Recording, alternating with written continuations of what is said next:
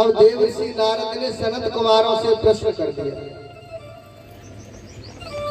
महाराज एक व्यक्ति ने जीवन पर्यंत खूब दान पुण्य किया हो, धर्म किया हो, उसे भगवान की भागवत सुनाए तो जीवन का कल्याण हो जाता है। और कभी जिसने कोई पुण्य कर्म नहीं किया हो, कभी 10 रुपए दान नहीं किए हो, कभी माता पिता की सेवा नहीं की हो, वेश्याओं का संग किया हो, वेश्याओं के चक्कर में पड़ करके जो मारा जाए और प्रेत बन जाए, अगर ऐसे व्यक्ति को भागवत सुनाई जाए तो क्या जीवन से मुक्त हो सकता है, जीवन का कल्याण हो सकता है। तो यहाँ सनत कुमारों ने एक बहुत सुंदर प्रसंग श्रवण कराया। तुंगभद्रा तटे पूर्वम भूतपातनमोत्तमम्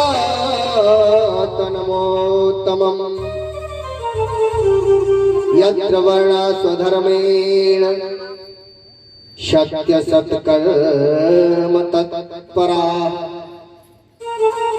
तुंगभद्रा नदी के किनारे एक उत्तम नगर है जिसमें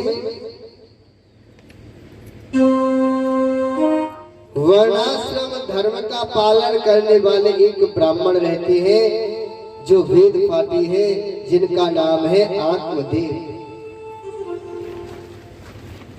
जिनकी ब्राह्मणी का नाम है धुंधली। मेरे भागवत प्रेमी, तुंगभद्रा नदी कोई और नहीं, वो हमारा और तुम्हारा शरीर है। आत्मदेव हमारे शरीर के अंदर जो जीवात्मा वास करती है उसी को आत्मदेव कहते हैं। ये शरीर रूपी जो नगर है, ये 84 लाख योनियों में सर्वश्रेष्ठ माना गया है, इसीलिए इसे उत्तम नगर कहा जाता है। पंडित जी बड़े ही सुशील हैं, वेद पाठी है, लेकिन एक ब्राह्मणी का नाम है धुंधली। और धुंधली शब्द धुंध से बनता है। धुंध कहते हैं अंधकार को, जिसके जीवन में अज्ञान भरा हुआ है, अंधकार भरा हुआ है, उसी को धुंधली कहते हैं। पंडित जी तो निकल जाते कथा करने के लिए, और ये ब्राह्मणी धुंधली देवी जब तक 2-4 पड़ोसियों के खोपड़े को नहीं फोड़ देती तब तक इसका भोजन नहीं पचता। और बाबा तुलसीदास लिख रहे हैं, और जब ये पंडित जी लौट करके आते हैं तो हाथ में जल का लोटा लेकर के खड़ी हो जाती है, मानो सती अनुसुईया और सावित्री के बाद में यही पतिव्रता था। और बाबा तुलसीदास लिख रहे हैं,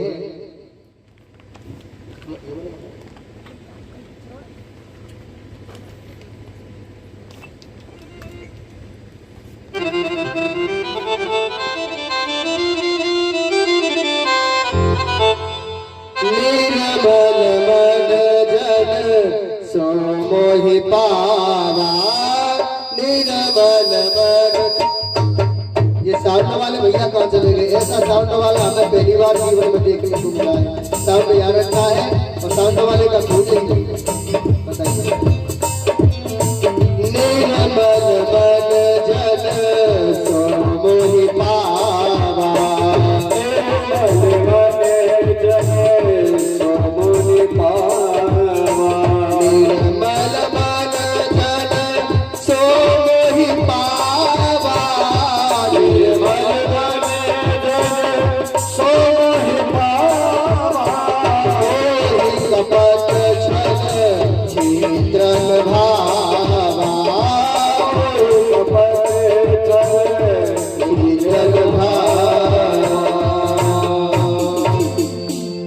बाबा तुलसीदास लिख रहे हैं कि निर्मल मन जन सो मोहि पावा, जिनका मन मल रहित है, द्वेष रहित है, वही मुझे प्राप्त कर सकता है।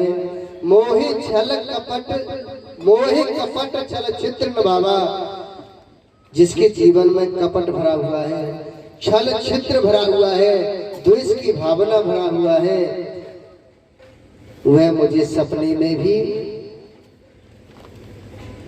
प्राप्त नहीं कर सकता, न वह व्यक्ति मुझे अच्छा लगता है। पंडित जी के यहाँ कोई संतान भी नहीं है, किसी के यहाँ कोई पुत्र नहीं हो तो ये दुनिया वाले मुंह देखना भी पसंद नहीं करते। एक गाय है जिसने कभी कोई बछड़ा नहीं दिया, बार बार तुलसी की स्थापना करते हैं, तुलसी का वृक्ष लगाते हैं, लेकिन सूख जाता है।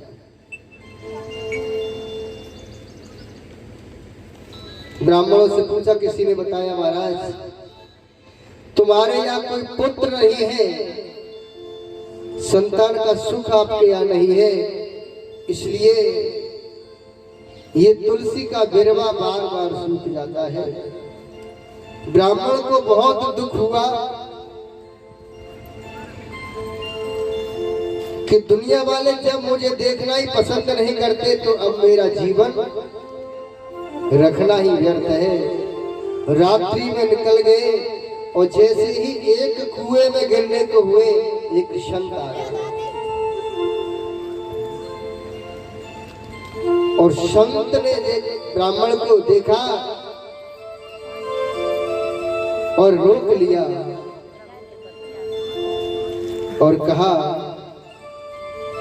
कथम रोज सभी प्रातम काते चिंता बलियसी वदत्वं सत्वरम अहम स्वस्य दुःखस्य कारणम। अरे ब्राह्मण देव क्यों रो रहे हो, आपके दुख का कारण क्या है, जरा हमें स्पष्ट करके बताइए, आपकी चिंता क्या है।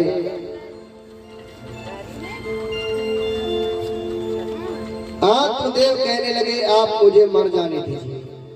नहीं, मरो मत महाराज। आज अगर आप मुझे जीवित देखना चाहते हो तो मेरे यहाँ एक पुत्र नहीं है, मुझे एक पुत्र दे दो। और जब ब्राह्मण के मस्तक को देखा संत ने तो कहा कि तुम इस जन्म की बात कर रहे हो। अरे ब्राह्मण, तुम्हारे यहाँ तो 7 जन्म तक भी कोई संतान नहीं। अब तो आत्मदेव ब्राह्मण एकदम से गिरने को हुए, कहने लगे अब मैं एक क्षण भी नहीं जी सकता, अब तो मुझे मरना ही होगा। उसी वक्त अपनी झोली में हाथ डाला और महात्मा जी ने एक फल दे दिया, लो अपनी ब्राह्मणी को खिला देना, तुम्हारे यहाँ एक पुत्र पैदा हो जाएगा। बोलिए बाकी बिहारी लाल की जय। एक क्षण पहले तो ब्राह्मण से कह रहे थे संत भगवान कि तुम्हारे यहाँ 7 जन्म तक पुत्र नहीं है, 1 मिनट बाद झोली में से एक फल निकाल के दे दिया कि ब्राह्मणी को दे देना, संतान हो जाएगी, फल को खा ले। ऐसा क्यों है?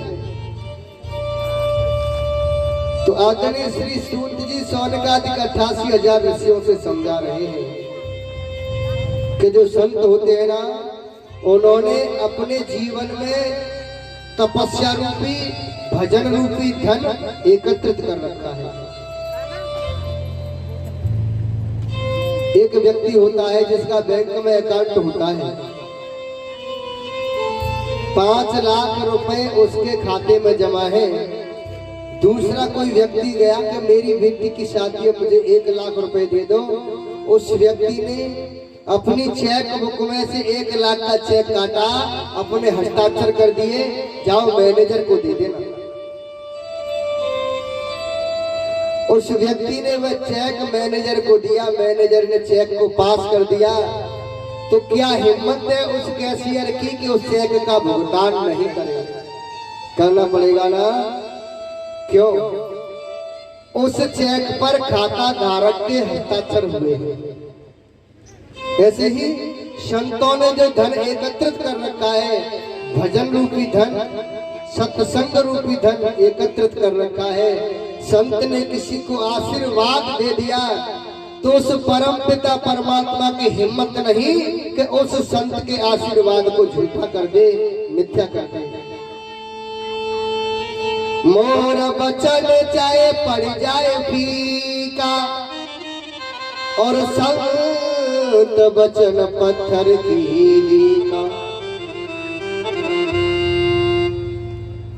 प्रबल प्रेम के पाले पढ़कर प्रभु का नियम बदलते देखा। प्रबल प्रेम के पाले पढ़कर प्रभु का नियम बदलते देखा।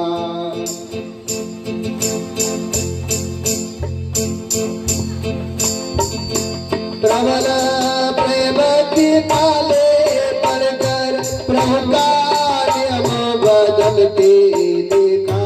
प्रबल प्रेम के पाले पढ़कर प्रभु का नियम बदलते देखा।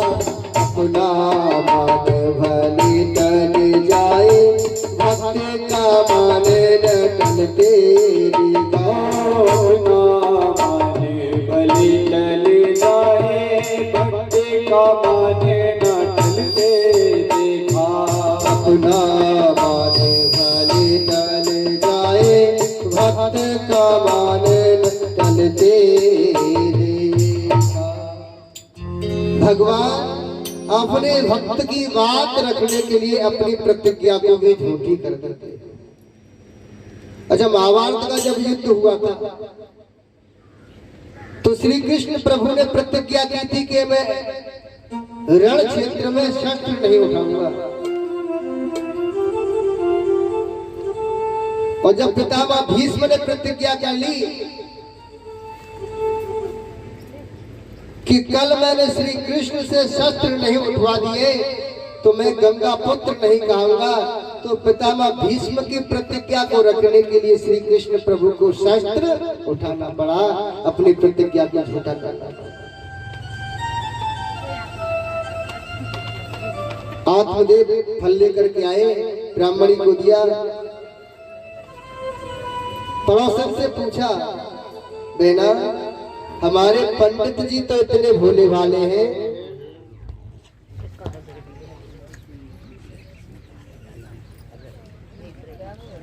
जरा दी बेटा। हाँ ये मत कर।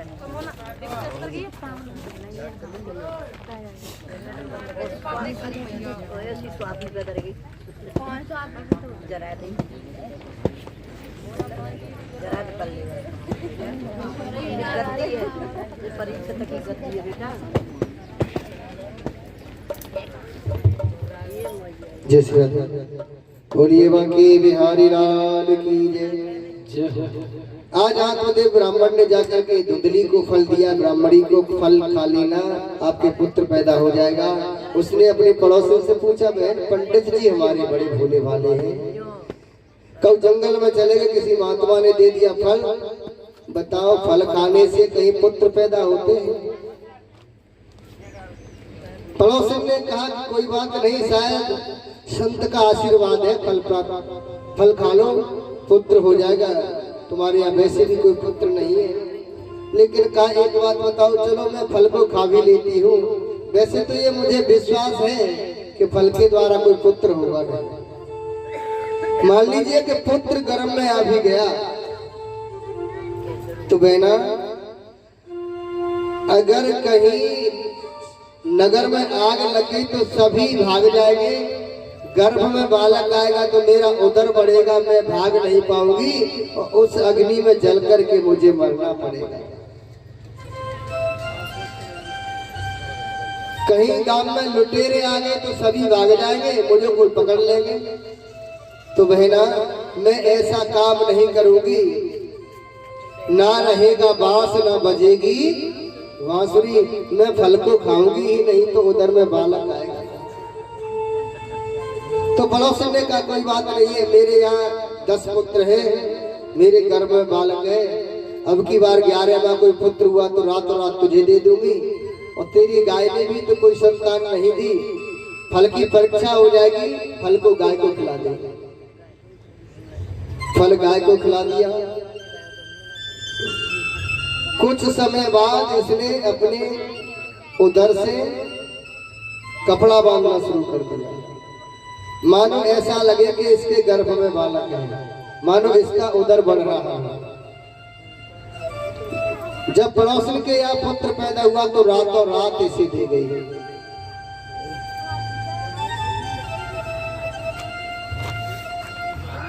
और गाय ने जो पुत्र दिया वो बड़ा ही अद्भुत है, पूरा शरीर मनुष्य के समान है, लेकिन इसके कान गाय के जैसे हैं।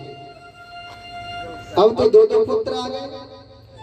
आत्मदेव ने नामकरण संस्कार किया, कहा कि मैं अपने पुत्र का नाम बड़ा ही सोच कर रहूंगा, मेरा नाम है आत्मदेव, अपने पुत्र का नाम रखूंगा परमात्मदेव। एकदम से धुंधली आ गई सामने।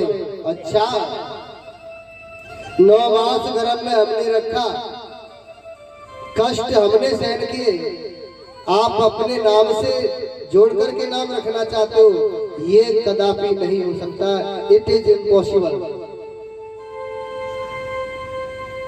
मैं इसका नाम अपने नाम से जोड़ करके रखूंगी, मेरा नाम है धुंधली, मेरे पुत्र का नाम होगा धुंधकारी।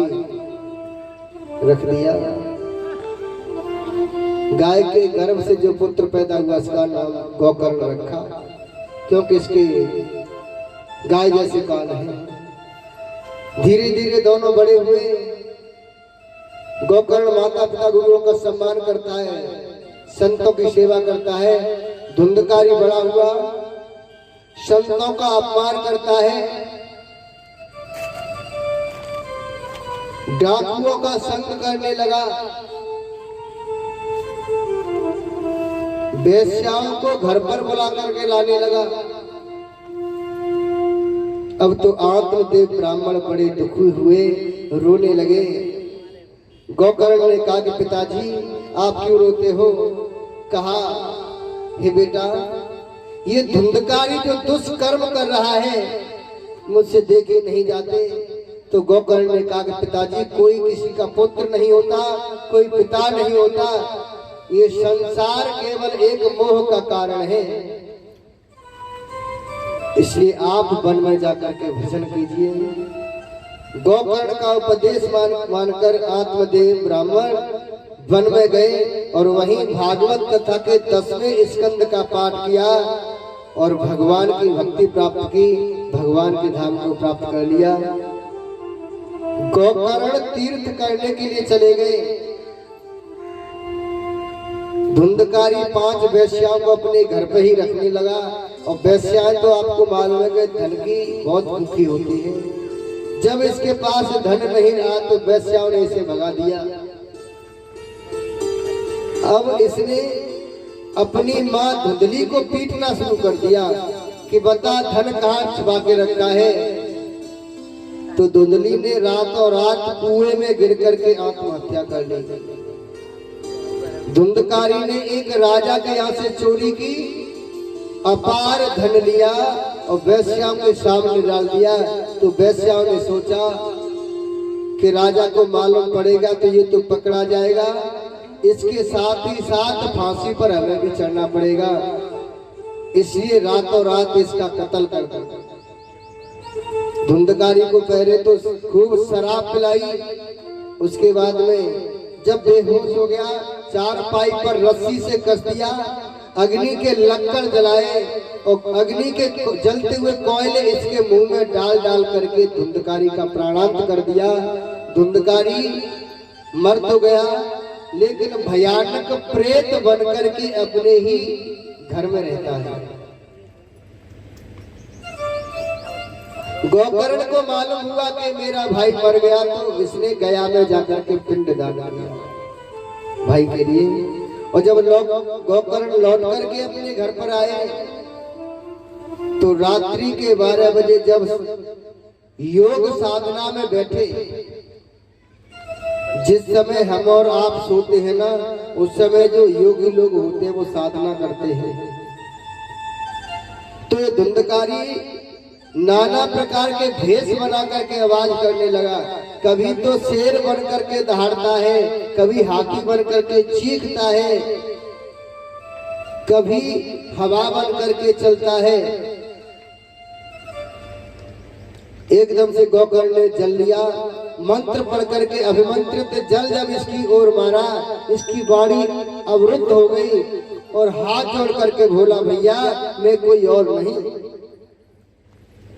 अहम भ्राता त्वदीयो अस्मि धुंधकारी नामतः स्वकीय नैव दोषेण ब्रह्म त्वं नासितम मया।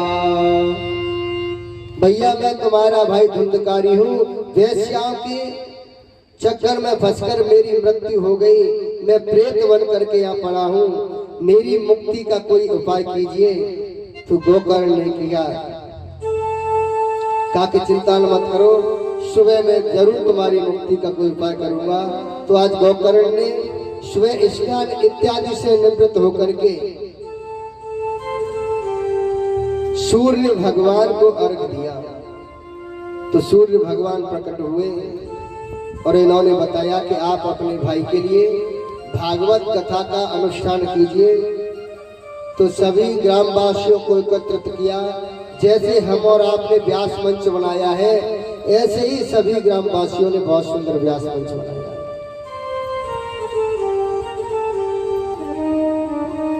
उस व्यास मंच पर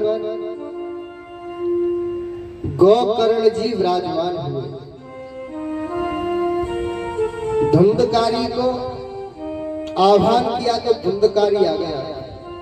जब कथा शुरू हुई तो जब हवा चलने लगी तो प्रेत का शरीर तो होता नहीं, हवा इस प्रेतात्मा को यानी धुंधकारी को उड़ा दी जाती है। धुंधकारी कहता है कि भैया मैं कथा सुन नहीं पा रहा। तो एक सप्त ग्रंथि का हरा बांस लिया, उसकी पोल में धुंधकारी को स्थान दिया। और जब पहले दिन की कथा हुई तो एक ग्रंथि बांस की चटक गई। दूसरे दिन की कथा हुई, दूसरी ग्रंथि चटक गई।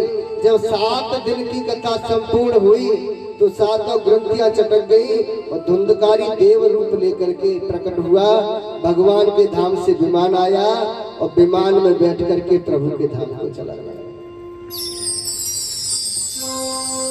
गांव के जितने भी व्यक्ति थे सभी अब तो शोर करने लगे, अरे गोकर्ण तुमने कथा पक्षपात की सुनाई,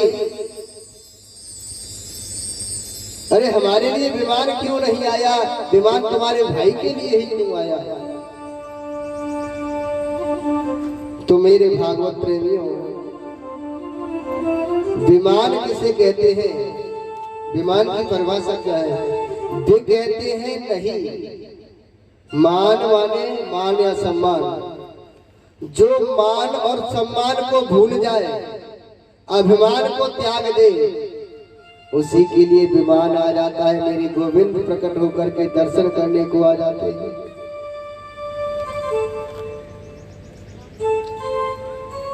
छह वर्ष की अवस्था में ध्रुव ने तपस्या की तो स्वयं नारायण भगवान ध्रुव के दर्शन करने के लिए आए। तो गोकर्ण ने कहा कि मैंने कथा तो समान दृष्टि से सुनाई, लेकिन आपकी सुनने की पद्धति में भेद हो गया। कथा के श्रोता होते हैं 3 प्रकार के। एक तो होते हैं श्रोता, श्रोता होता है ना सुपारी काटने वाला, कथा में आए सीधी निगाह जाएगी व्यास मंच की ओर। चलो व्यास मंच खैर ज्यादा ठीक नहीं है, लेकिन बैकग्राउंड सही नहीं लग रहा है। चलो कहीं तक मंच तो ठीक है, लेकिन संगीत वाले भैया सही नहीं है। और व्यास जी भजन तो सुनाते ही नहीं, नाच गाने तो कराते नहीं, यानी 50 और चलो ब्याज जी कहीं तक ठीक है, लेकिन कथा कराने वालों की व्यवस्था सही नहीं है। न तो गद्दे हैं, न कोई जलपान, न कुछ।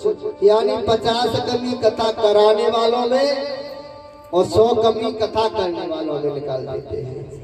कटर कटर करके इनकी जवान चलती रहती है, 4 घंटे तक चुप नहीं रहते। ये होते हैं सरौता। अच्छा, वहां से उनसे कहीं अच्छे तो दूसरे नंबर के होते हैं, जिन्हें कहते हैं सोता। घर में श्रीमती जी से परेशान है, बच्चों से परेशान है, घर में तो श्रीमती जी सोने नहीं देती। आए किसी बल्ली के खंभे का सहारा दिखाई दिया, हमारे भगत जी की तरह कमर टेकी और चैन से 4 घंटे की नींद ली। जैसे ही जयकार लगाया, बोलिए बांके बिहारी लाल की जय, प्रसाद लिया और अपने घर के लिए। मान लीजिए कि कहीं व्यास जी को डिस्टर्ब तो इन्होंने नहीं किया। तीसरे नंबर के होते हैं सच्चे श्रोता, जो एक एक बात को ध्यान में रखते हैं, श्रवण करते हैं। गोकर्ण ने पुनः कथा सुनाई तो जितने भी व्यक्ति थे सभी के लिए विमान आया। अब मेरे भागवत प्रेमियों, इस कथा का सार क्या है? तुंगभद्रा नदी है ये संसार, उत्तम नगर हमारा तुम्हारा शरीर है। इसके अंदर जो जीवात्मा वास करती है इसे आत्मदेव कहते हैं। धुंधली कहते हैं हमारी तुम्हारी इस बुद्धि को, जो भेद बुद्धि है। धुंधकारी कहते हैं हमारे तुम्हारे इस मन को। 5 वैश्याएं होती हैं, शब्द, रूप, रस, गंध और स्पर्श। सप्त ग्रंथि ये हमारे तुम्हारे शरीर में जो चक्र होते हैं, 6 चक्र, और 7वां जो सहस्रार चक्र होता है, जिसके द्वारा ये दिव्य ज्योति निकलती है, परमात्मा में लिप्त हो जाती है। यही 7 चक्र ही सप्त ग्रंथि होती है। और ये 7 ग्रंथियां हमारी चटक जाती है तो 7वें द्वार से जो ज्योति निकलती है वह कृष्ण के चरणों में लिप्त हो जाती है, जीवन का कल्याण होता है। और कृष्ण कहते हैं ज्ञान को। श्री कृष्ण रूपी ज्ञान के द्वारा हमें धुंधली रूपी भेद बुद्धि को मारना है, धुंधकारी रूपी मन को मारना है और श्री कृष्ण की भक्ति प्राप्त करनी है। यही इस महात्म्य का सार है। आदरणीय श्री सूत जी अब सौनकादिक 88,000 ऋषियों से कहते हैं,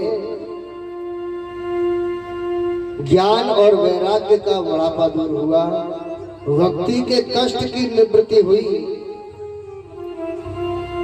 प्रहलाद जी ताली बजाने लगे, उद्धव जी प्रकट होकर के कासा बनाने लगे, देवराज इंद्रलोक से आए मृदंग बजाने लगे, सनत कुमार जय जयकार की ध्वनि करने लगे, जितने भी संत हैं या नृत्य करने लगे, भोले बाबा डमरू बजा करके नाचते हैं, देवर्षि नारद वीणा बजा करके नाचते हैं, भक्ति देवी थाता थैया करके नाचती है। इतना अपार आनंद हुआ। आइए हम और आप भी कुछ क्षण इस आनंद को मनाते हैं। बोलिए बांके बिहारी लाल की जय।